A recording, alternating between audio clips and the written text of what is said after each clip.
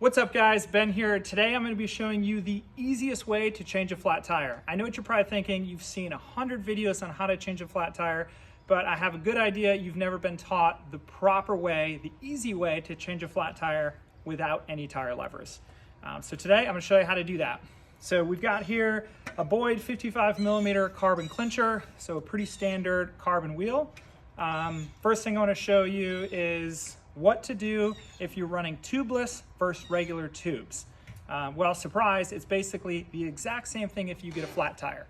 If you're running tubeless, the only difference is we are going to pull the valve out. So this is a tubeless valve. We're going to take that tire off, and that's what it's going to look like on the inside. And we're going to take that valve out of there, and then we're just going to throw a tube in using the same tire. So that's our only difference when changing a flat if we're running tubeless versus a tube setup. I'm going to pull that valve out of there, throw a tube in, and it's the same thing. So the first thing I want to talk about is the center channel of a rim and how to use that to make changing a tire really easy. So if you look in the center of the rim here, we've got this channel down the center, how it goes down. It's that groove all the way around. So what we want to do is when we're taking the tire off and putting it back on is we want to work the two edges of the tire, the two beads, into that center channel all the way around. And what that's going to do is once we get to that last little bit of tire, when it's really hard to get it on and off, we're going to be giving ourselves plenty of slack to work with. So that's what the center channel looks like. Up here, this top shelf, that's where the bead of the tire sits once it's inflated. We want to get that tire off of there to make it really easy. So we're going to go ahead and grab our wheel here, and we are going to simulate a flat tire. Oh no, we're losing all the air. We got to pull over and fix this really quick. So the first thing we want to do is we want to unseat the tire. And what that means is right now, that bead is up on that top shelf of that tire. When you're pumping a tire up and you hear all that snapping and popping, that's the tire seating. So first thing is we want to unseat that tire. You can see we're just using our thumbs and we're going to push it down into the center channel, just like that. We're going to go all the way around, and then we're going to flip it around. We're going to do the same thing. So we want to unseat both sides of the tire.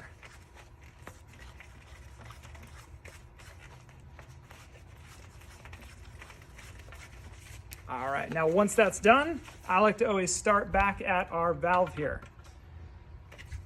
Now, what we want to do is we want to squeeze both beads of the tire together, and we want to force it into the center channel of the tire. So we're going to be doing two things.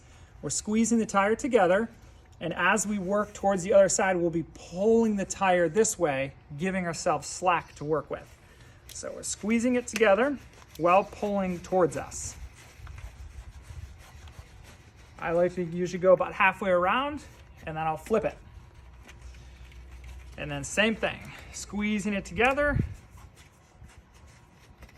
all the way around. And then right about here, I'll usually grab the tire, hold it together, and then work one side. Just squeeze it around as we go. Once we get all the way around, you'll notice you can actually see daylight through the beads of the tire.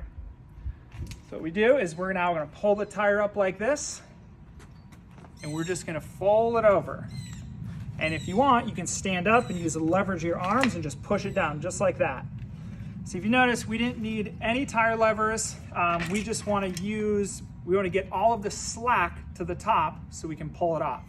Without unseating the tire, you're going to have a really hard time getting that tire off. You're going to be forced to using tire levers, which we should never have to use. And you're going to risk damaging your tire, your tube, and your rim. So now that we've got our tire off, I think everybody has a pretty good handle on what to do, to check for if we're looking for a piece of glass, a piece of wire. So we'll go ahead and skip that part now. What I like to do is start with my tire first, set our tube aside, make sure if it's a directional tire, it's going the right way. These Wolfpack tires have a nice groove that points forward. I like to always start with our logo and line that up with our valve. That way you can always track down a puncture a lot easier. So first thing is we're going to mount one side of the tire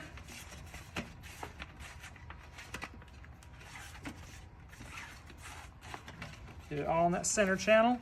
And as you know, the first half is always really easy. Got it lined up nice like that. And I like to take my tube and give it a little bit of air so it's got some shape, because the last thing we want is to install a tube twisted. Put a little bit of air in there. If you've ever installed a tube twisted like this and pumped it up, you know it's not going to end well. It'll explode a mile down the road. So I'll just put my tube in the bottom of the tire like that, insert our valve in, and then just kind of place it in all the way around like that, making sure it's not twisted anywhere. It's really important. I like to start at the valve, again, like this, and just start putting that bead in the rim, just like that. Once I get about halfway around, again, make sure we're squeezing that bead together. If you put air in your tire for shape and that tube, make sure you get all that air out. Squeeze the bead together. So just like when we were taking it off. Once you get about halfway around, twist it around. Make sure we're pushing our tube up in there so it doesn't get pinched. And then remember, we're pushing up while squeezing that tire together. All right, so this is usually the part where it's really tight. You can't get it on there no matter how strong your hands are, and you have to use a tire lever and force it up on there. With this method, you do not have to do that. Remember, we're squeezing, pulling up to get all the slack, and let me show you how easy this is now. Like, I'm barely putting any force on there. Just like that. And if you want, you can always check right here to make sure your tube isn't pinched between the bead and the rim, and you're good to go. Go ahead and air it up, and you'll be able to catch up with your friends in no time.